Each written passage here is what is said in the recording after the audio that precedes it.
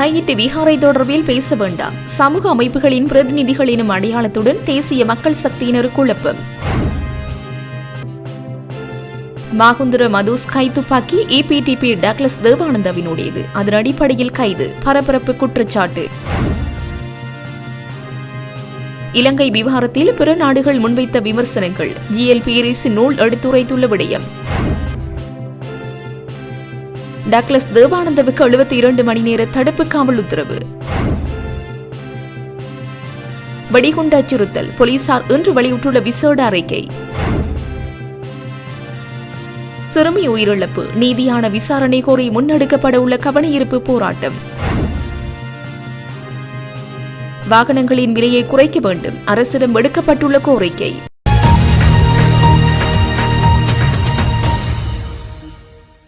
தையிட்டு விஹாரை தொடர்பில் பேச வேண்டாம் என பொது அமைப்புகளைச் சேர்ந்தவர்களின் அடையாளத்துடன் யாழ் மாவட்ட செயலக ஒருங்கிணைப்பு குழு கூட்டத்தில் கலந்து கொண்ட தேசிய மக்கள் சக்தியின் ஆதரவாளர்கள் குழப்பத்தில் ஈடுபட்டனர்.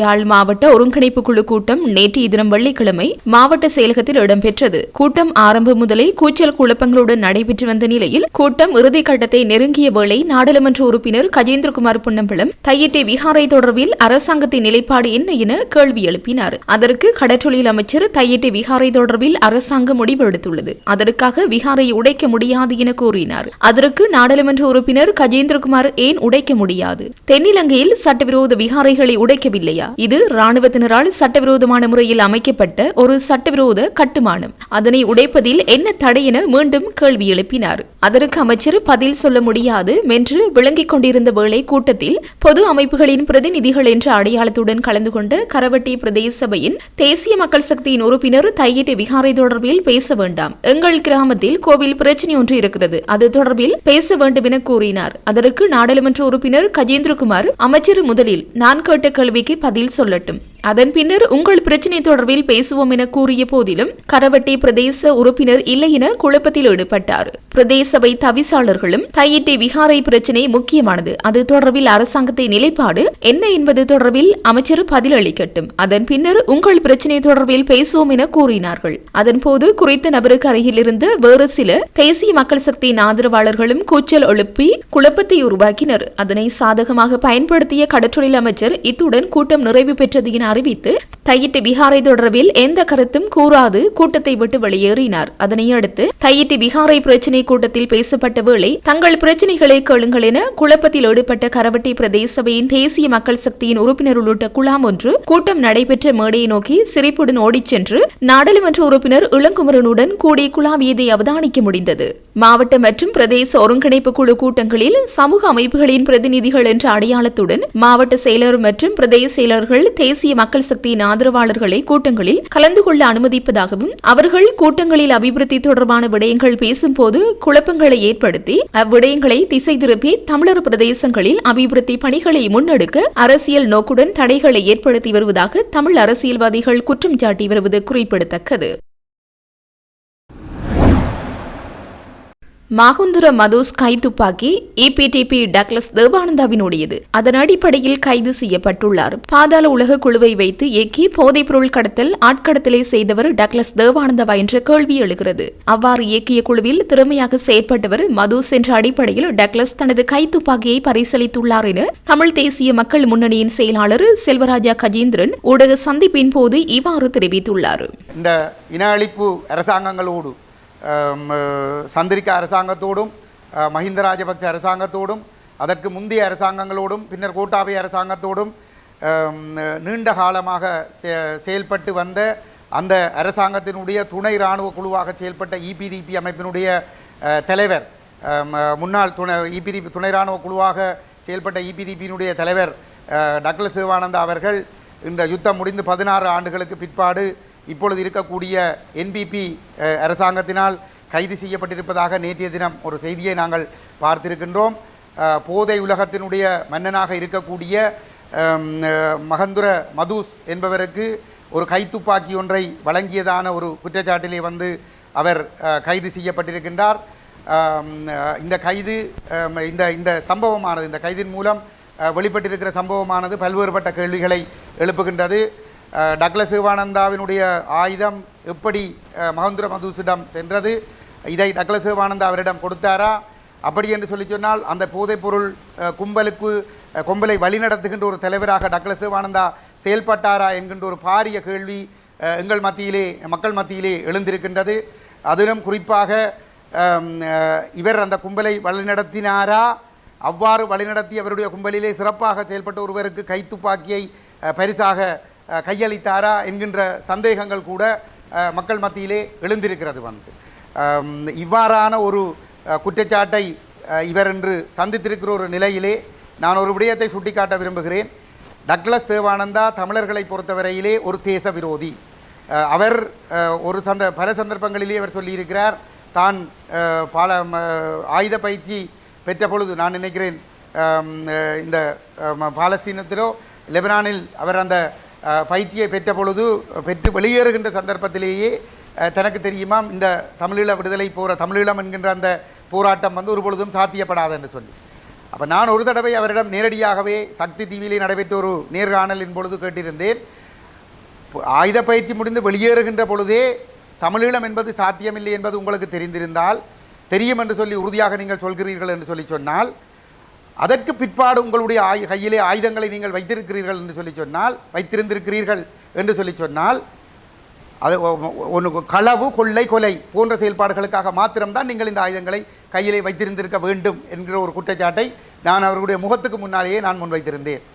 அவர் விடுதலைக்காக என்று ஆயுதம் ஏந்தி அவர் இந்த இனத்துக்கு எதிராகவே தன்னுடைய ஆயுதத்தை திருப்பி இந்த இனத்தை ஒடுக்கிய சிங்கள பௌத்த பேரினவாதனுடைய கைக்கூலியாக மாறி ஒரு 30 ஆண்டுகள் அந்த இராணுவத்தினுடைய கைக்கூலியாக அவருடைய அமைப்பு செயல்பட்டு அந்த விடுதலை போராட்டம் நடைபெற்ற காலம் முழுவதிலும் அந்த விடுதலை போராட்டத்தை காட்டி கொடுத்து பலவீனப்படுத்தி அந்த போராட்டத்தை அழிப்பதற்கும் அந்த போராட்டத்தை பயங்கரவாதமாக சித்தரித்து சர்வதேச உதவிகளை பெற்று அந்த போராட்டத்தை அழித்தொழிப்பதற்கு துணை நின்றது மட்டுமல்லாமல் அப்பாவி தமிழ் மக்களை ஒரு பயங்கரவாத முத்திரை குத்தி மிக கொடூரமாக பல்லாயிரக்கணக்கான இளைஞர்கள், யுவதிகள் கைது செய்யப்பட்டு சித்திரவதை செய்யப்பட்டு பாலியல் வல்லுறவுக்குள்ளாக்கப்படுகின்ற செயல்பாடுகளுக்கு முழுமையாக துணை நின்று லட்சக்கணக்கான மக்கள் கொண்டொழிக்கப்படுவதற்கு அவர் முழுமையாக துணை நின்றது மட்டும்தான் அவர் செய்திருக்கக்கூடிய காரியம்.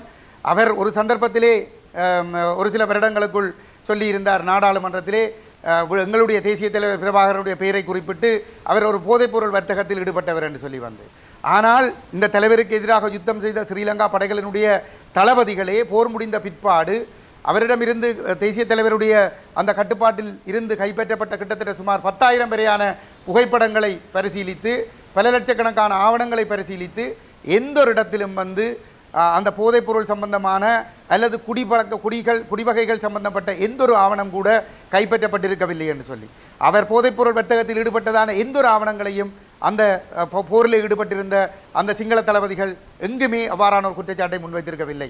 அவ்வாறான நிலைமையிலே சிங்கள பேரினவாதத்தினுடைய அடிமையாக கைக்கூலியாக இருந்த இந்த டக்ளஸ் தேவானந்தா தன்னுடைய தவறுகளை மறைப்பதற்காக புனிதமான விடுதலை போராட்டத்தின் மீது சேறு பூசுவதற்காக எங்களுடைய தேசிய தலைவர் போதைப்பொருள் வர்த்தகத்தில் ஈடுபட்டதான ஒரு அபாண்டமான பழியை சுமர்த்தி இருந்தார். அதற்கு எதிராக நாங்கள் பாராளுமன்றத்திலும் காட்டமாக நாங்கள் குரல் கொடுத்திருந்தோம். ஆனால் இன்று அந்த கர்மா என்று சொல்லுவார்கள் அவர் யாருடைய கால் செருப்பாக இருந்து அடிமையாக இருந்து கைக்கூலியாக இருந்து அவர்கள் போட்ட எலும்பு துண்டுக்காக இந்த இனத்தையும் போராட்டத்தையும் காட்டி கொடுத்தாரோ அதே தரப்புகள் இன்று அவரை கைது செய்கின்ற ஒரு சூழல் ஒன்று உருவாகி இருக்கின்றது. அது கூட தங்களுடைய சிங்கள தலைமைகள் மீது கை வைக்க முடியாத நிலைமையிலே பிள்ளையான், டக்ளஸ் போன்ற இந்த எடுபிடிகளைத்தான் அவர்கள் கைது செய்து தாங்கள் பெரிய ஒரு வீரர்கள் போன்று காட்டுகின்ற ஒரு செயல்பாட்டை செய்திருக்கின்றார்கள். அதுவும் இந்த டக்ளஸ் தேவானந்தாவுக்கு எதிராக மனித உரிமைகள் ஆணைக்குழுவிலும் ஜனாதிபதி ஆணைக்குழுவிலும் மற்றும் ஐநா மனித உரிமைகள் பேரவையிலும் இந்த டக்ளஸுக்கு எதிராகவும் EPDPக்கு எதிராகவும் ஆட்கடத்தல் தொடர்பான பல்வேறுபட்ட முறைப்பாடுகள் இருக்கின்றன. அவ்வாறான முறைப்பாடுகளுக்கு தொடர்பாக இந்த கைதுகள் நடைபெற்றிருக்கவில்லை. இது வெறும் ஒரு கண்டுடைப்புக்காக நடைபெற்றிருக்கக்கூடிய ஒரு சம்பவமாகத்தான் நாங்கள் பார்க்கிறோம். எங்களை பொறுத்தவரையிலே இன்று போதைப்பொருள் மன்னன் மகந்துர மதுசோடு தொடர்புடையதாக இவருடைய ஒரு தொடர்பு அம்பலப்பட்டிருக்கின்ற ஒரு நிலையிலே ஒரு சர்வதேச குற்றவியல் விசாரணை ஒன்றுதான் எங்களை பொறுத்தவரையிலே நாங்கள் எதிர்பார்க்கின்ற விடயம். அவ்வாறான ஒரு விசாரணை ஒன்று நடைபெறுமாக இருந்தால் பல்வேறுபட்ட ஆட்கடத்தல்களுக்காகவும் சித்திரவதைகளுக்காகவும் EPDPயினர் பலர் தூக்குமடைக்கு செல்லக்கூடிய ஒரு சூழல் ஒன்று உருவாகும்.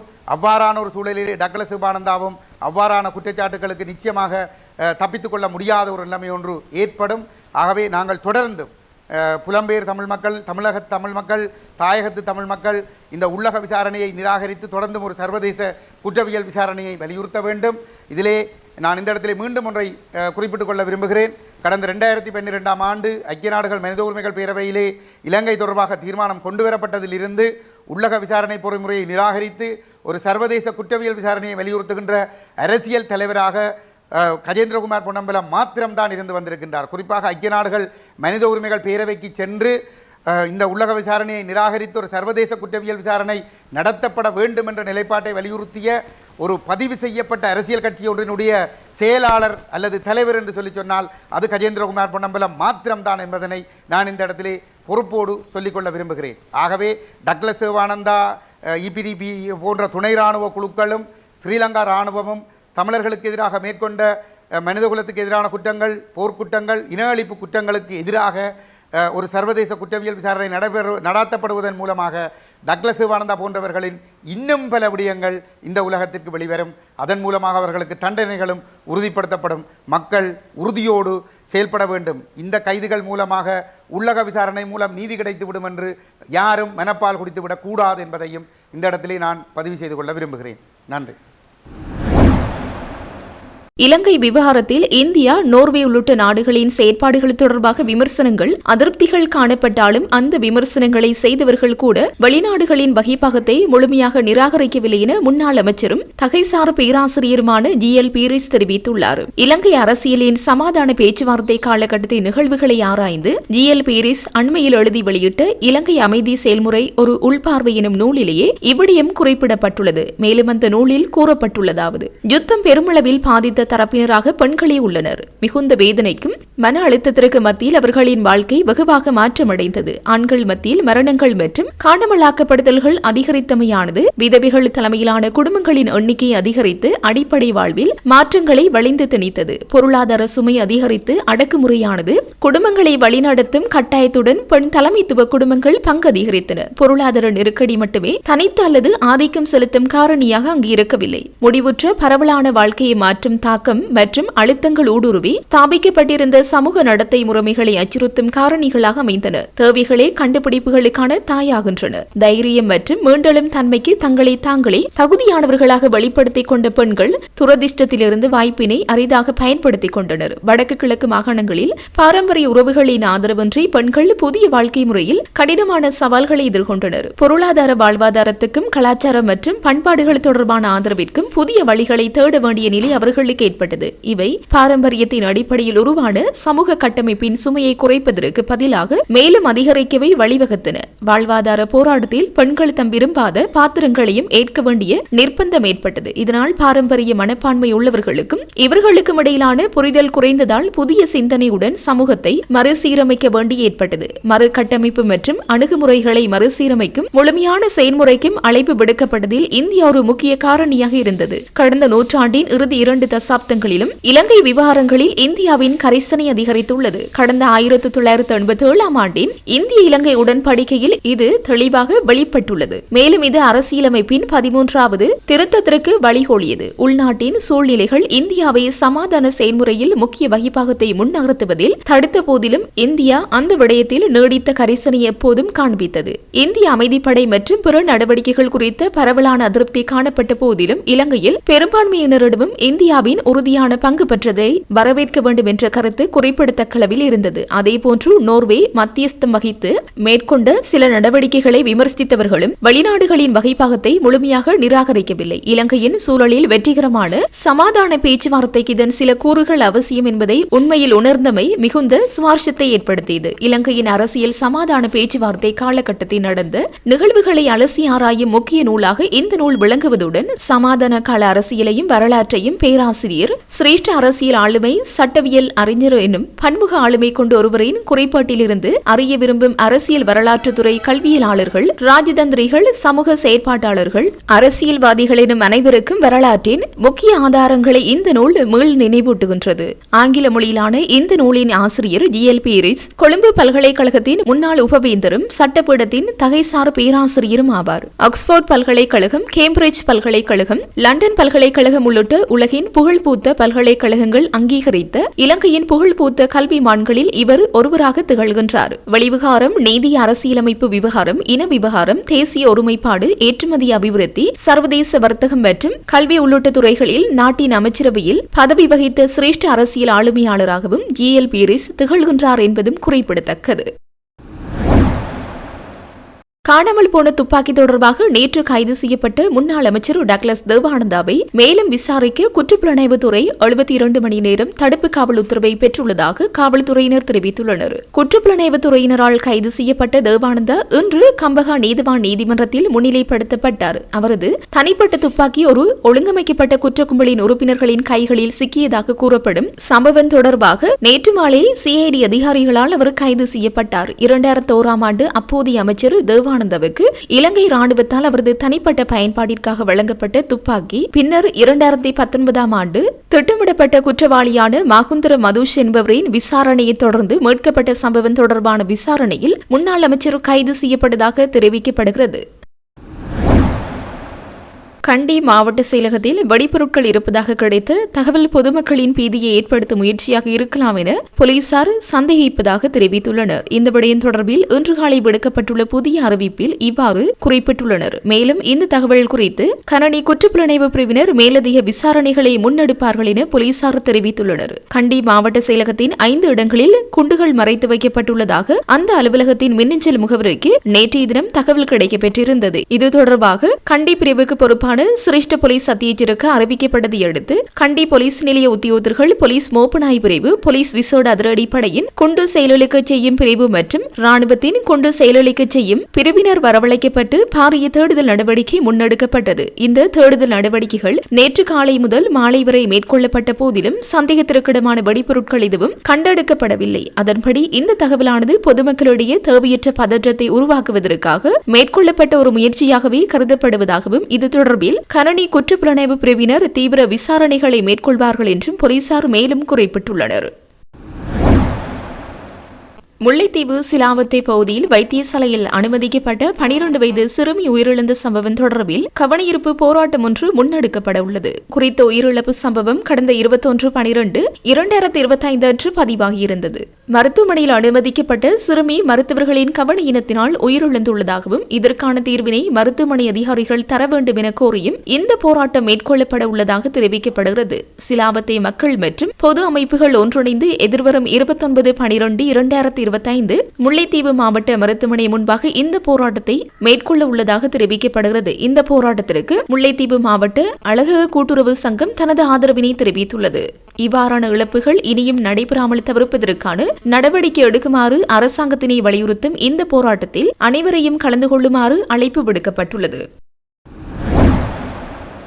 சாதாரண மக்கள் பயன்படுத்தும் சிறிய ரக வாகனங்களின் விலையை குறைக்க அரசாங்கம் அவதானம் செலுத்த வேண்டும் என இலங்கை வாகன இறக்குமதியாளர்கள் சங்கத்தின் தலைவர் பிரசாத் மானகே தெரிவித்துள்ளார். அத்துடன் குறைந்த இயந்திர கொள்ளளவு கொண்ட வாகனங்களின் விலையில் மாற்றத்தை ஏற்படுத்துமாறு அவர் அரசாங்கத்திடம் கோரிக்கை விடுத்துள்ளார். இதுகுறித்து அவர் மேலும் தெரிவிக்கையில், ஆல்டோ, வேகனார், யாரிஸ், அசலர் போன்ற 1000 cc வரம்பிற்குட்பட்ட வாகனங்களுக்கான வரியை குறைத்து வழங்குங்கள். ஒரு சாதாரண வேகனார் வாகனத்திற்கு சுமார் 40 லட்சம் ரூபாய் வரி விதிக்கப்படுகிறது. நடுத்தர வர்க்கத்தினரே இதனை வாங்குகிறார்கள். அத்துடன் இது சிறந்த எரிபொருள் சிக்கனம் கொண்ட வாகனம். உண்மையில் இவ்வாறான வாகனங்களை ஊக்குவிக்க வேண்டும். இதேவேளை நாட்டில் நிலவிய அனர்த்த நிலைமை காரணமாக வாகன விற்பனையில் குறிப்பிடத்தக்க வீழ்ச்சி ஏற்பட்டுள்ளது. எனவே இறக்குமதி செய்யப்படும் வாகனங்களுக்கான நிபந்தனைகளை அரசாங்கம் தளர்த்த வேண்டும். அனர்த்த நிலைமையால் மக்களின் பொருளாதார மட்டம் வீழ்ச்சியடைந்துள்ளது. முன்பதிவு செய்தவர்கள் வாகனங்களை வாங்க முடியாத நிலை ஏற்பட்டுள்ளது. 3 மாதங்கள் கடந்தவுடன் 3% அபராதம் விதிக்கப்படுகிறது. எனவே நிலவும் அனர்த்த நிலைமையை கருத்தில் கொண்டு முடிந்தால் இந்த 3% அபராதத்தை நீக்கி தருமாறு அரசாங்கத்திடம் கோருகின்றோம் என அவர் மேலும் தெரிவித்தார்.